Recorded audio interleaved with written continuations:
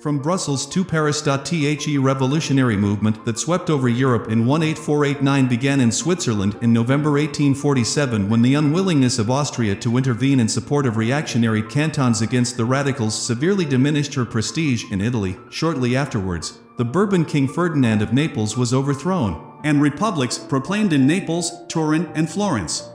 In France, Louis-Philippe continued complacently to believe that the Parisians never revolted in winter, but when his troops fired on unarmed demonstrators a rash of barricades sprang up, the king was exiled and a provisional republican government formed. News of the revolution in Paris reached Brussels on February 26. At first the Belgian government acted very cautiously and the king even offered to abdicate. But once its forces had been concentrated, the government's policy became tougher. A mild demonstration on February 28 was broken up, Wilhelm Wolff was arrested and a list of foreigners to be deported was drawn up, with Marx's name at the top. The Democratic Association had already demanded that the government arm the workers, and sent a congratulatory address to the provisional French government. Weeks earlier Marx had inherited 6,000 francs from his mother, probably as much as his total income for the 3 previous years, and the police suspected, there was no evidence, that he was using it to finance the revolutionary movement. The Y even went as far as asking the authorities in Trier to question Marx's mother, who protested that the only reason she had for sending the money at that time was that her son had long been asking her for money for his family and this was an advance on his inheritance.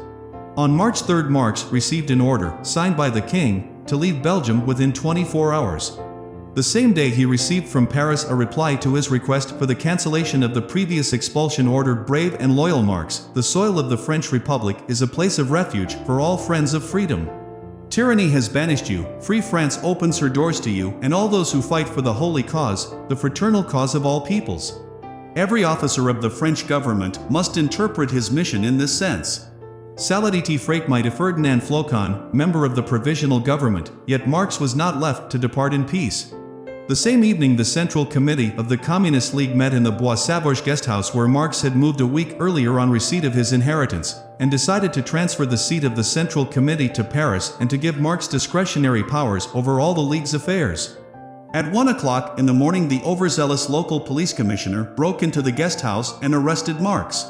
A week later, in a letter of protest to the Paris paper La Réforme, he described the situation: I was occupied in preparing my departure when a police commissioner, accompanied by 10 civil guards, penetrated into my home, searched the whole house and finally arrested me on the pretext of my having no papers. Leaving aside the very correct papers that Monsieur Ducatel gave me on my expulsion from France, I had in my hands the deportation pass that Belgium had issued to me only several hours before. Immediately after my arrest, my wife had herself gone to M. Jatrand, president of the Belgian Democratic Association, to get him to take the necessary steps. On returning home, she found a policeman in front of the door who told her, with exquisite politeness, that if she wanted to talk to Monsieur Marx, she had only to follow him. My wife eagerly accepted the offer. She was taken to the police station and the commissioner told her at first that Monsieur Marx was not there. He brusquely asked her who she was, what she was doing at Monsieur Jatrand's house and whether she had any papers with her. On the pretext of vagabondage my wife was taken to the prison of the town hall and locked in a dark room with lost women. At 11 o'clock in the morning she was taken, in full daylight and with a whole escort of policemen, to the magistrate's office. For 2 hours she was put in a cell in spite of the most forceful protests that came from all quarters. She stayed there exposed to the rigors of the weather and the shameful propositions of the warders. At length she appeared before the magistrate, who was astonished that the police had not carried their attentions to the extent of arresting the small children too.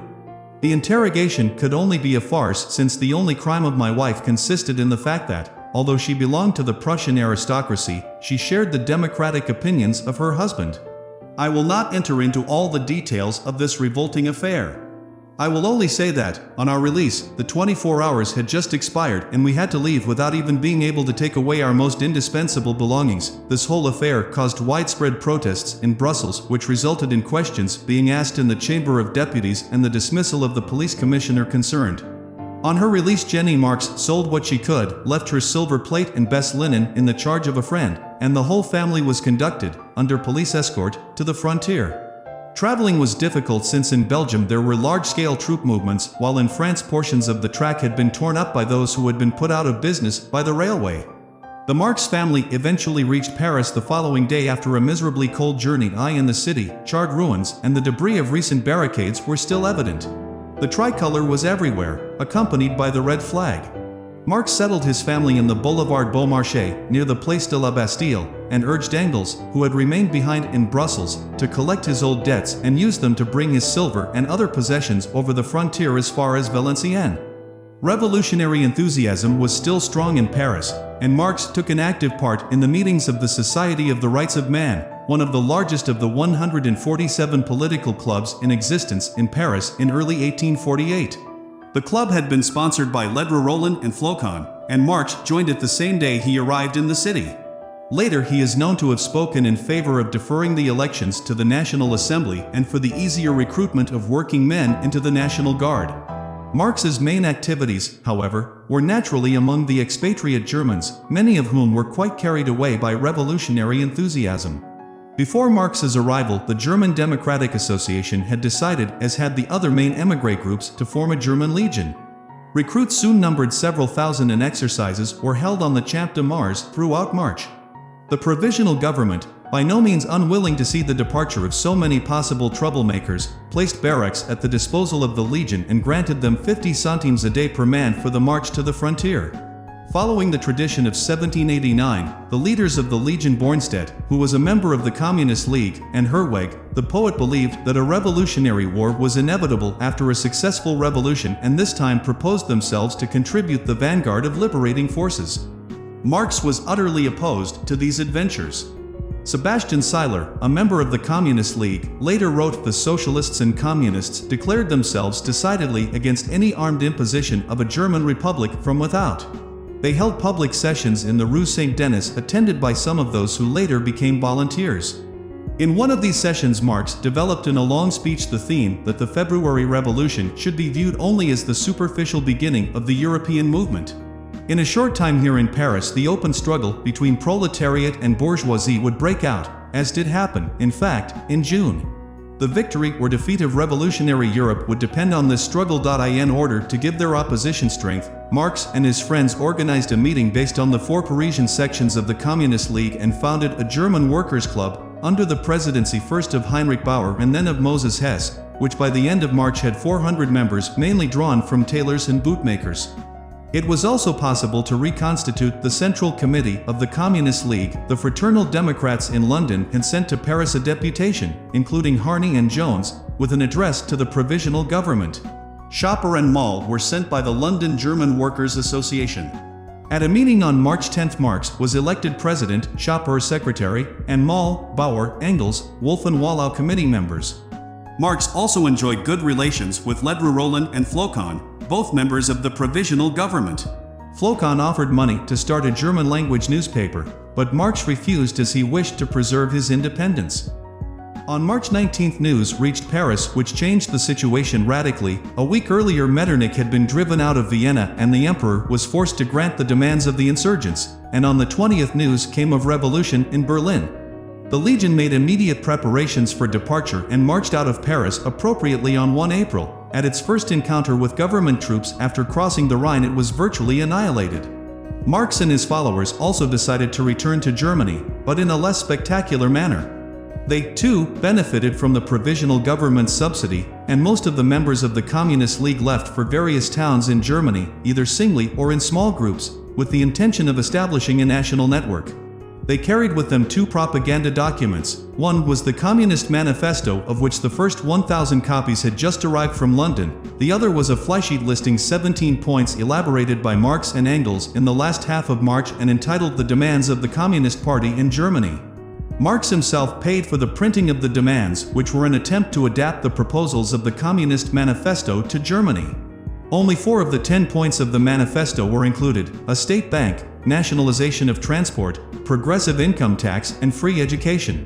The right of inheritance was to be limited rather than abolished, and there was no proposal for nationalizing land, but only the estates of the feudal princes. The demands were a plan of action for a bourgeois, and not socialist, revolution. They were designed to appeal to the petty bourgeoisie and peasants as well as to the workers, and were very similar to programs proposed by radical Republicans. Politics in Cologne. Marx himself, armed with a passport valid for 1 year only, left Paris at the beginning of April and traveled to Mainz. He was accompanied by his family, Engels and Ernst Dronck, a young radical writer who had recently been brought into the Communist League. They stopped 2 days in Mainz, where the Workers' Educational Association had shortly before issued an appeal for the organization and unification of workers' unions throughout Germany. Marx arrived in Cologne on April 10th and settled in the north of the city. About 3 months later, he was followed by Jenny and the children, who had been waiting in Trier until he obtained a residence permit. They all moved into lodgings situated in the narrow streets of the old city, almost next door to the future offices of the Neue Rheinische Zeitung. Cologne was an obvious base. It was the third biggest town in Prussia with nearly 100,000 inhabitants and was situated in the most industrialized region of Germany. Marx had many old contacts there, and the Rhineland laws were known to be more liberal than those of any other German state. There was also a group of the Communist League there, which in mid-1847 met twice weekly for singing, discussion and propaganda, though by the time of Marx's arrival in Cologne, Wolff reported it to be vegetating and disorganized. Its leading members had been Andreas Gottschalk, gifted son of a Jewish butcher who practiced as a doctor among the poor of Cologne, and August Willich and Friedrich Honecker, both ex-Prussian officers. Cologne had also been the first city to witness mass action by the workers. On March 3, 2 weeks before the outbreak of the revolution in Berlin, a crowd of several thousand assembled on the main square and invaded the session of the town council, where Gottschalk and Willich presented their demands: universal suffrage, freedom of the press and association, a people's militia, and state responsibility for work and education. The army was called in and, after some casualties, Gottschalk, Willich and Honecker were all arrested to be released 3 weeks later after the successful revolution in Berlin. For days before Marx's arrival, Gottschalk had founded a workers' association, which he viewed as an extension of the Communist League, recruiting 8,000 members in a few months. The current business was transacted in a committee of 50 elected members. Gottschalk was immensely popular with the Cologne workers, more than a quarter of whom were unemployed. The association, organized in sections according to the different professions, persuaded the municipality to initiate a public works program and negotiated with employers on wages and hours. It is, of course, important to remember that factory workers were still only a small proportion of Cologne's working population. The number of artisans and traders was much greater. Thus, Marx entered a situation in Cologne in which the working class movement was already well underway, and there were suggestions that he would do better to go on to Berlin or even run as a parliamentary candidate from Trier. Differences between Marx and Gottschalk were inevitable. Gottschalk was a close friend of Moses Hess and a thoroughly true socialist in his outlook, taking a conciliatory attitude to religion and rejecting notions of class struggle. He also supported a federalist solution to the problem of German unification. Soon after his arrival, Marx attacked Gottschalk's organization of the Workers' Association, no doubt because he considered its activities too limited to purely economic demands. But the immediate quarrel between Marx and Gottschalk was over tactics, whether or not to participate in the elections, at the beginning of May, to the Prussian Assembly and the National Parliament at Frankfurt. Although Gottschalk's immediate demands were moderate, he thought that the workers should agitate on the basis of monarchy with a Chartist base. He could not approve of participation in elections based on an indirect voting system, which in some states came near to disenfranchising the workers completely. He also thought that elections could only be successful when the working class movement had developed considerably further, and wished to dissuade the workers from taking part in a struggle for a bourgeois republic in which the fruits of victory would not go to them. Marx strongly criticized this isolation of the workers from the political process, and himself helped to found and preside over a democratic society in Cologne which successfully sponsored Franz Ravoux as candidate for the Frankfurt Parliament. There was a further open clash between the Democratic Society and Gottschalk's Workers' Association when Willich appealed to the Society for financial aid on behalf of the refugee remnants of Herweg's Legion. The society refused to help, fearing to be associated with the Legion, but Gottschalk's association, although Gottschalk himself disagreed with the aims of the Legion, agreed to arrange payments. On one thing Marx and Gottschalk did agree, and that was the increasing irrelevance of the Communist League.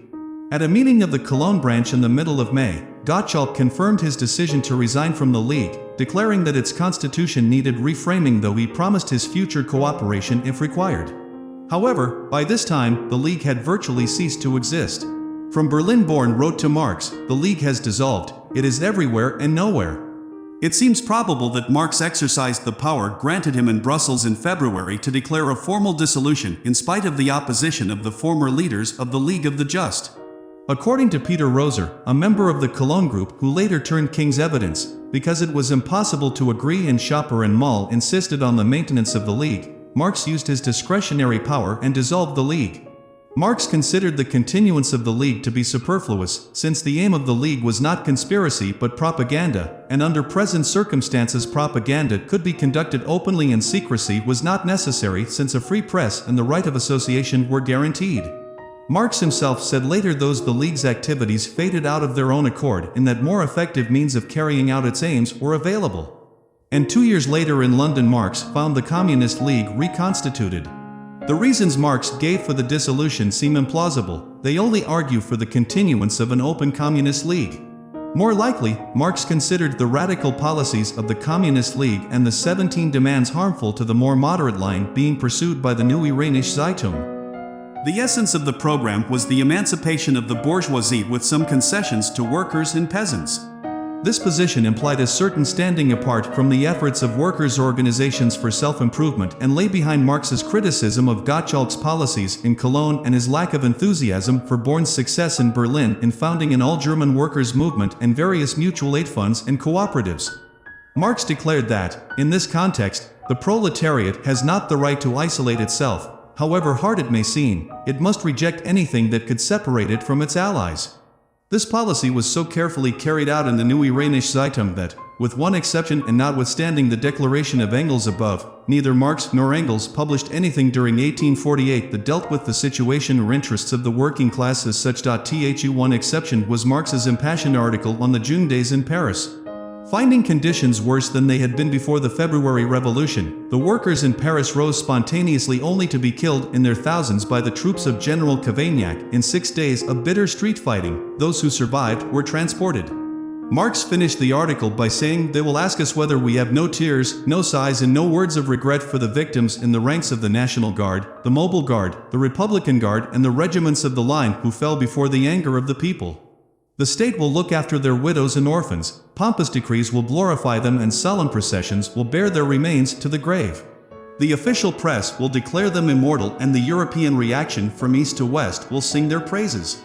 On the other hand, it is the privilege and right of the democratic press to place the laurel wreaths on the lowering brows of the plebeians tortured with the pangs of hunger, despised by the official press, abandoned by the doctors, abused as thieves, vandals and galley slaves by all respectable citizens, their wives and children plunged into still greater misery and the best of their survivors deported overseas. The second plank in the Neue Rheinische Zeitung's platform was a revolutionary war against Russia. On the model of the French offensive against feudal Germany after 1789, it seemed to Marx that only an attack on Russia could enable the revolution to survive. Russia was Germany's most dangerous enemy who, as the backbone of the Holy Alliance, would eventually crush any revolutionary movement unless crushed by it. Such a war would also achieve the otherwise impossible task of uniting Germany's democratic forces. A secondary consequence of a war against Russia would be the liberation of Poland, which was at that time partitioned between Prussia, Russia, and Austria. On the occasion of a debate in the Frankfurt Assembly on the situation in Poland, Engels published the longest series of articles ever to appear in the paper. Their message was, "The division that the three powers have effected in Poland is the band that holds them together. Their common plunder has created their common solidarity. The creation of a democratic Poland is the first condition for the creation of a democratic Germany." The remaining important issue of Prussian foreign policy was the notoriously complicated question of Schleswig-Holstein, two duchies whose loyalties were divided between Prussia and Denmark. The Danish king, largely supported by the bourgeoisie of Schleswig-Holstein, was making strenuous efforts to imbue them with a Scandinavian spirit, while the nobles felt more sympathetic to Germany. The Prussian military forces were, of course, vastly superior, but Denmark was supported diplomatically by Britain and Russia, and Prussia was forced to sign the Armistice of Malmö at the end of August. The Neue Rheinische Zeitung, through the pen of Engels, was quite clear about the issue. Scandinavianism was merely enthusiasm for a brutal, dirty, piratical Old Nordic nationality which is incapable of expressing its profound thoughts and feelings in words, but certainly can in deeds, namely, in brutality towards women, perpetual drunkenness and alternate tear-sodden sentimentality and berserk fury. In addition to editing the newspaper, Marx also found time to be active in local politics. In mid-June, a large congress with delegates from almost 100 democratic organizations met in Frankfurt. It urged a national organization of democratic unions and created a central committee in Berlin, of which Krieg, Ruge and Weitling were members. The national organization never got off the ground, but the Congress bore fruit in the Rhineland, where the three main Cologne organizations, the Workers' Association, the Democratic Society and the Union of Employees and Employers, decided to cooperate. The delegate of the Workers' Association at the Frankfurt Congress had been Gottschalk, who had created the impression of a man made to be dictator, with an energy of iron and an intelligence as sharp as any guillotine, a living portrait of Robespierre. Gottschalk wanted a fusion of the three bodies, which would have made his Workers' Association dominant. The Democratic Society suggested a steering committee. But before anything was decided, the situation was drastically altered on July 3rd by the arrest, on charges of incitement to violence, of Gottschalk and Annika, who were to remain in prison for the next 6 months. Moll became president of the Workers' Association with Schopper as vice president. The association immediately began to devote more time to the discussion of social and political questions and less to practical economic demands, thereby losing a lot of its momentum during July and August. Moll also became editor of the association's newspaper. The collaboration of the three democratic organizations was now no problem. A committee of Cologne Democratic Unions was formed with Moll and Schopper representing the Workers' Association, Marx and Schneider, a lawyer, representing the Democratic Society, and the young barrister Hermann Becker from the Union of Employees and Employers.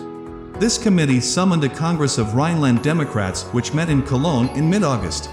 At this Congress, whose main conclusion was to increase agitation among factory workers and peasants, Marx emerged as one of the leading figures. Karl Schurz, a student at Bonn at the time who soon afterwards emigrated and made for himself a distinguished career as a United States Senator and Secretary of the Interior, wrote many years later in his memoirs of Marx as being already the recognized head of the advanced socialistic school and attracting general attention, though what struck him most of all was Marx's sarcasm and extreme intolerance. Albert Brisbane, an editor of the New York Daily Tribune for which Marx was later to write extensively, has left a slightly different picture of the Marx he met in the autumn of 1848. There I found Karl Marx, the leader in the popular movement. He was just then rising into prominence, a man of some 30 years, short, solidly built, with a fine face and bushy black hair. His expression was that of great energy, and behind his self-contained reserve of manner were visible the fire and passion of a resolute soul. Meanwhile, Marx had also had to defend his orthodoxy against the renewed intervention of Weitling, who had returned from America to establish himself in Berlin on the outbreak of the revolution. At the same meeting which elected Marx to the six-man committee of the Cologne Democrats, Weitling gave a speech in favor of the separation of the political and social movements. In his view, a democracy at the present time could only lead to chaos, and he proposed a dictatorship of those with most insight. Marx replied in a plenary session 2 weeks later that only the interaction of social and political elements could achieve success for either, and that the solution to political problems was not to be found in a dictatorship but in a democratic government composed of the most heterogeneous elements, which by exchanging their ideas would have to evolve a suitable political program. Although the Neue Rheinische Zeitung had achieved a circulation of around 5,000, which made it one of the largest.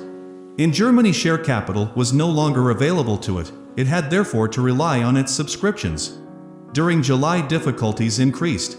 The printer refused any more credit, and one issue was lost before another printer could be found. Marx himself had to appear twice before a magistrate, and the premises of the paper were searched following an article by Marx protesting at the brutality of the police when they arrested Annika. More seriously, the Cologne authorities refused Marx's request for Prussian citizenship, a decision maintained despite energetic protests from the Democratic Society and a personal letter from Marx to the Prussian Minister of the Interior. This meant that his position in Cologne remained precarious, as at any time he could be expelled as a foreigner. The Neue Rheinische Zeitung. Marx's main energies throughout this period were concentrated on giving effect to an idea he had had since the outbreak of the German Revolution, the founding of an influential radical newspaper. The Cologne Communists had already planned a paper of which Hess was to be the editor. But Marx and Engels had laid their plans too. They had started collecting subscriptions while in Paris, and on arrival in Cologne, in Engels' words, in 24 hours, through Marx, we had conquered the terrain and the paper was ours, though we had agreed to take Heinrich Burgers onto the editorial committee. Money was their chief difficulty. Engels left to collect subscriptions in the Wuppertal, but met with no success.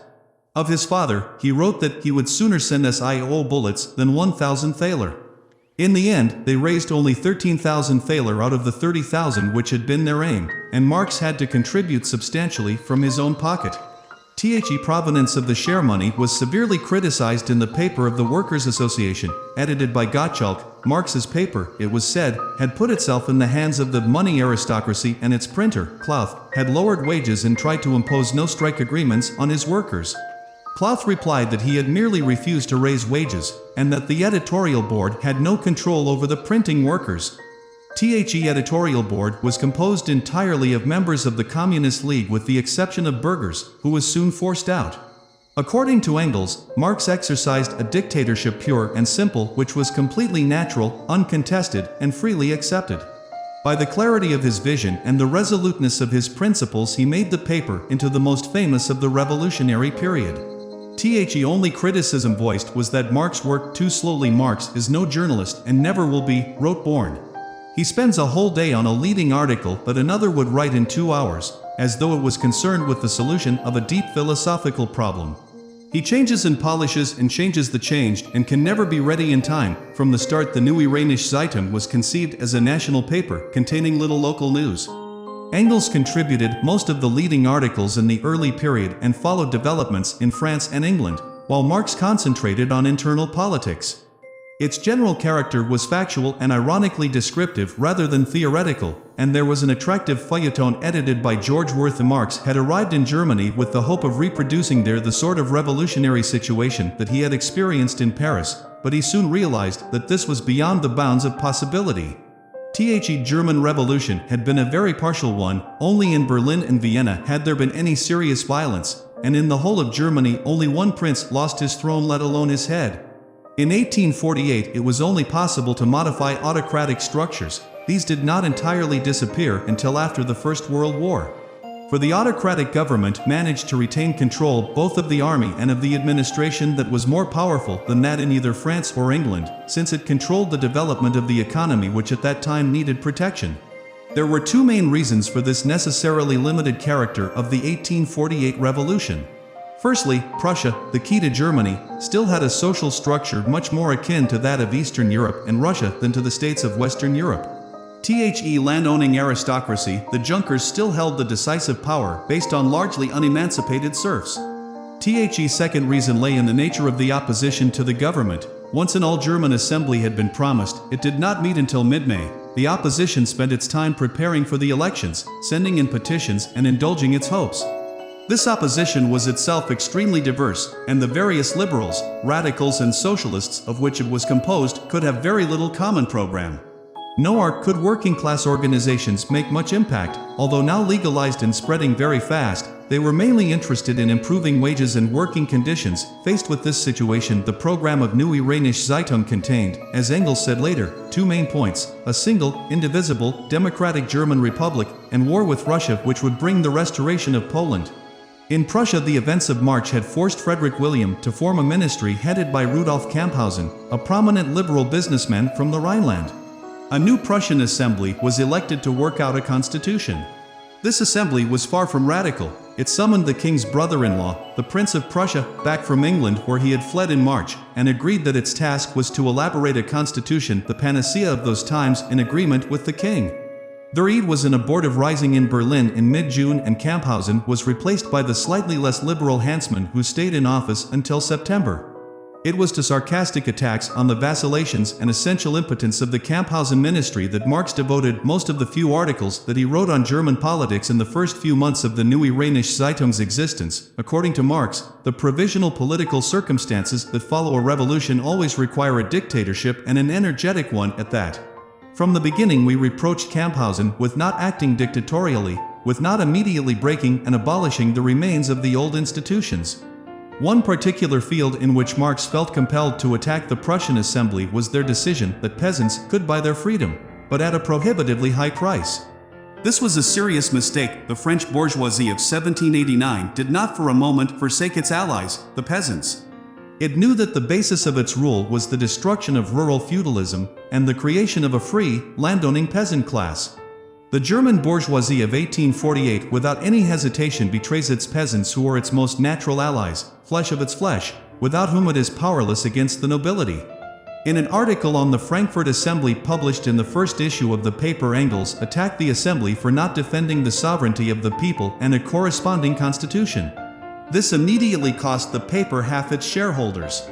And a week later Marx gave the lefty in Frankfurt the following advice: "We do not make the utopian demand that a single indivisible German republic be proclaimed a priori, but we do demand of the so-called radical democratic party that it should not confuse the beginning of the struggle and revolutionary movement with its final aim. German unity and a German constitution can only be the end results of a movement in which both internal conflicts and war with the East can be pushed to a decisive point." But the paper in general paid very little attention to the Frankfurt Parliament, which it rightly considered increasingly irrelevant to the evolution of German affairs. Although it contained many highly gifted men, the method of election yielded a narrowly middle-class parliament and, bereft of any executive authority, it found itself discussing in a void. As the months went by, it also became aware of irreconcilable divisions between the big Germans who wanted a united Germany to include Austria and the little Germans who looked exclusively to Prussia for hegemony. And with the decline of the workers' movements from June onwards, the middle class found itself increasingly isolated and vulnerable in face of the government. With the Berlin and Frankfurt assemblies so weak, where could the Neue Rheinische Zeitung look for support? Engels was quite clear: when we founded a wide circulation paper in Germany, our slogan presented itself automatically. It could only be the slogan of democracy, but one that emphasized everywhere and in detail its specifically proletarian character, which it could not yet inscribe on its banner once and for all. If one refused this, if we were unwilling to join the movement on its most progressive and proletarian wing, there was nothing left for us but to preach communism in a small corner magazine and found a small sect instead of a large party of action. But we were no good at crying in the wilderness. We had studied the utopians too well for that. The subtitle of the Neue Rheinische Zeitung was An Organ of Democracy, and it supported a united front of all democratic forces. A mark of this was Marx's support for the Democratic Society in Cologne, in spite of the fact that its newspaper condemned the June uprising of the Paris proletariat. Following the principles of the Communist Manifesto, Marx considered it the workers' main task to aid the bourgeois revolution to achieve its aims by supporting the radical wing of the bourgeoisie. The Neue Rheinische Zeitung did not preach a socialist republic, nor exclusively a workers' one.